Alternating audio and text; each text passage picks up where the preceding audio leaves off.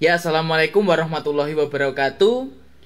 Eh, Gerakan literasi nasional gemar membaca dan juga gemar untuk melihat buku, budayakan selalu budaya literasi.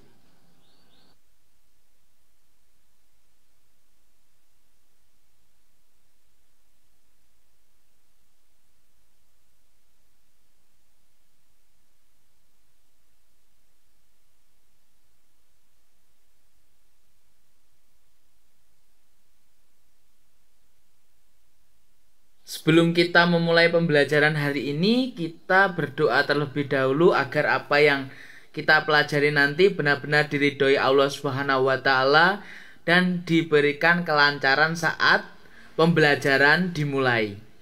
Bismillahirrohmanirrohim. Raditu billahi robba wabil islami dinna wabi muhammadin nabiyya wa rasulah. Rabbi zidni ilma warzuqni fahma birahmatika ya arhamar rahimin.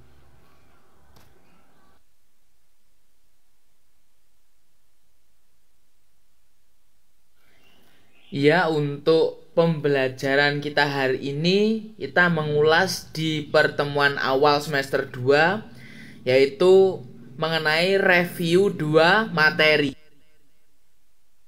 Nah, yang pertama di hari ini adalah literasi buku fiksi dan non-fiksi. Bahasa Indonesia kelas 7, semester genap tahun pelajaran 2020-2021. Jumat 19 Februari 2021. Baik, seperti yang sudah diberikan di materi awal semester 2 kemarin, yaitu berkenaan dengan unsur-unsur buku fiksi. Nah, buku fiksi adalah buku berisi cerita imajinatif yang dibuat untuk menghibur pembaca. Nah, contohnya dari buku fiksi itu bisa kumpulan dongeng, buku cerpen, kumpulan novel, dan juga naskah sebuah drama. Nah, dari unsur-unsur yang ada di dalam buku fiksi itu dibagi menjadi dua. Yang pertama adalah unsur di intrinsik dan yang kedua adalah unsur ekstrinsik. Apa sih, Pak, kedua unsur itu? Ya, yuk kita belajar bareng-bareng. Nah, unsur intrinsik itu adalah unsur yang membangun karya dari dalam. Maksudnya bagaimana? Ya, karya yang terbentuk yaitu termasuk unsur intrinsik. Di dalamnya berupa tema, yaitu inti yang menjadi landasan cerita fiksi. Yang kedua adalah alur atau plot, yaitu jalan cerita dari perkenalan, konflik, klimaks, dan anti klimaks. Dan yang ketiga yang C adalah pesan moral atau amanat. Nah, amanat ini adalah pesan moral yang ingin disampaikan penulis kepada pembaca. Nah, yang selanjutnya adalah sudut pandang. Nah, sudut pandang ini apa? Sudut pandang itu berarti adalah posisi penulis dalam karyanya. Dan yang selanjutnya adalah latar. Latar itu bisa terbagi menjadi latar tempat, latar waktu, dan juga latar suasana yang tampak pada cerita. Bisa sedih, bahagia, murung, atau ceria. Itu namanya suasana. Yang selanjutnya, yang keenam adalah tokoh.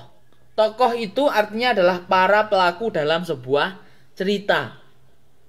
Dan yang ketujuh adalah penokohan, yaitu karakter atau watak yang melekat pada tokoh.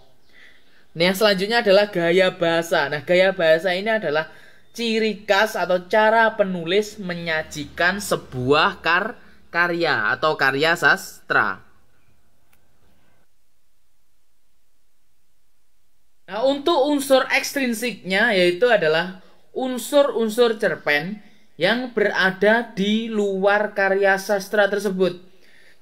Nah, akan tetapi dalam secara tidak langsung unsur ini bisa mempengaruhi proses pembuatan suatu cerpen. Nah, unsur ekstrinsik cerpen antara lain satu, latar belakang masyarakat. Nah, maksudnya bagaimana, Pak? Ya, latar belakang masyarakat merupakan faktor lingkungan masyarakat sekitar yang mempengaruhi penulis dalam membuat cerpen tersebut. Dan yang kedua adalah latar belakang penulis. Nah, latar belakang penulis adalah sebuah faktor dari dalam diri penulis yang mendorong penulis dalam membuat cerpen. Jadi latar belakang penulis itu adalah terciptanya sebuah karya sastra, yaitu cerpen. Sekarang nilai yang terkandung di dalam cerpen. Nah, nilai yang terkandung di dalam cerpen itu ada beberapa nilai yang menjadi unsur ekstrinsik dalam sebuah cerpen. Dan nilai-nilai tersebut diantaranya adalah satu, nilai agama, kedua nilai sosial, dan yang ketiga nilai moral, dan yang keempat adalah nilai budaya. Nah, untuk yang kedua adalah unsur-unsur dari buku non-fiksi. Buku non-fiksi merupakan buku yang seluruh isinya atau semua bagiannya ditulis dengan menggunakan data atau fakta. Jadi benar-benar terjadi. Nah, contoh dari buku non-fiksi adalah satu, bisa biografi, autobiografi, dan juga memoir.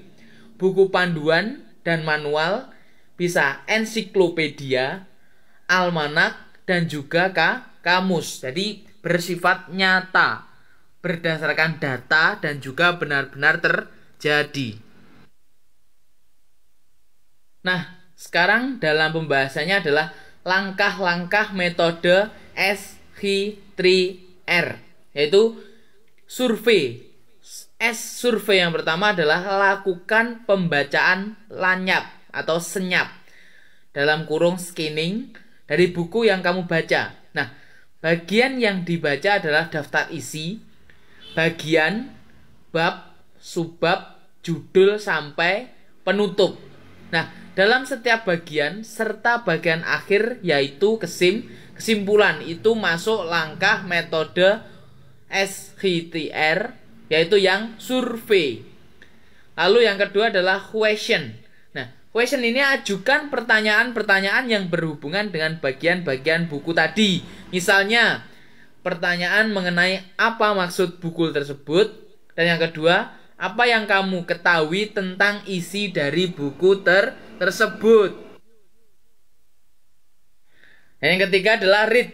Read ini saat membaca, coba berhenti di setiap akhir bagian, yaitu berisi subjudul atau subbab. Nah, untuk membuat kesimpulan, untuk membantu pembuatan kesimpulan, ulangi membaca judul satu dan juga subjudul. Jadi letaknya yang paling atas. Bagian-bagiannya itu terletak pada awal. Dan bagian-bagian yang penting. Dan yang keempat adalah recall. Nah, recall di sini adalah maksudnya kalian disuruh membuat peta konsep untuk membantu mengingat isi dari buku yang sudah dibaca tadi. Dan R yang ketiga atau yang nomor 5 dari S3R tadi adalah review. Review itu sama juga dengan pengulangan kembali. Nah, pengertiannya yaitu adalah bacalah kembali catatan-catatan atau peta konsep untuk memastikan bahwa hal-hal yang sudah diidentifikasi atau dicari itu termasuk poin-poin yang penting. Pak, maksudnya poin-poin penting itu bagaimana? Ya, poin penting di sini adalah subbabnya, yaitu yang paling utama. Nah, setelah itu tuliskan kembali poin-poin penting tersebut ke dalam bentuk kesimpulan. Itu namanya review.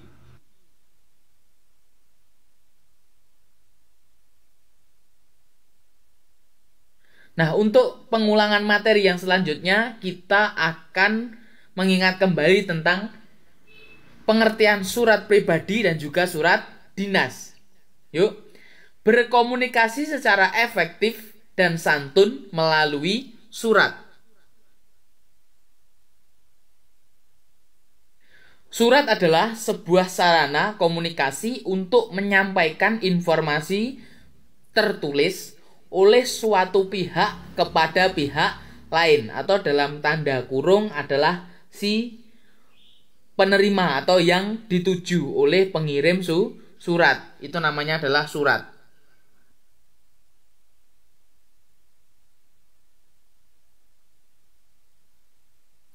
Nah, jenis surat itu juga terbagi menjadi dua. Satu, surat pribadi. Yang kedua adalah surat dinas. Nah, apa saja pengertian dari surat pribadi dan juga surat dinas? Yuk diperhatikan secara sama. Nah, surat pribadi adalah surat yang ditulis atau tertulis untuk kepentingan pribadi dan ditujukan kepada bisa teman, ditunjukkan atau bisa juga ke keluarga atau sebuah instansi dan bersifat pribadi. Jadi atas kepentingan diri sendiri, itu namanya surat pribadi.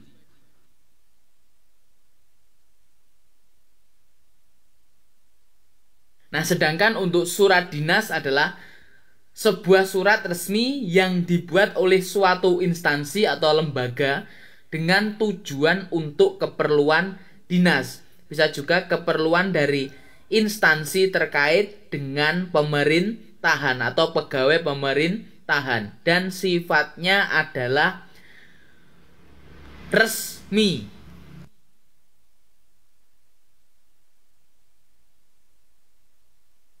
Nah, selanjutnya adalah unsur-unsur dalam surat dinas. Nah, unsur-unsur dalam surat dinas itu yang pertama adalah nomor surat, yang kedua tanggal surat, yang ketiga adalah lampiran, yang keempat itu adalah halaman, dan yang kelima adalah alamat surat, yang keenam adalah salam pembuka, dan yang nomor 7 adalah paragraf pembuka. Untuk yang nomor 8 ada paragraf isi, yang nomor 9 ada paragraf penutup, dan yang terakhir adalah salam penutup.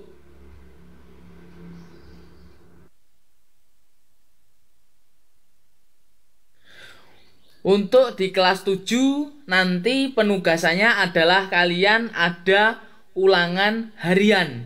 Nah, ulangan harian ini dari awal semester 2 yang dipelajari sampai saat ini. Dan untuk informasi link dikirim lewat grup Bahasa Indonesia kelas 7 masing-masing ataupun dari wali kelas masing-masing. Sekian pembelajaran hari ini, semoga apa yang kita pelajari benar-benar bermanfaat dan barokah. Jangan lupa tetap menerapkan 3M, bila mana tidak sangat perlu untuk keluar rumah, tidak usah untuk keluar rumah.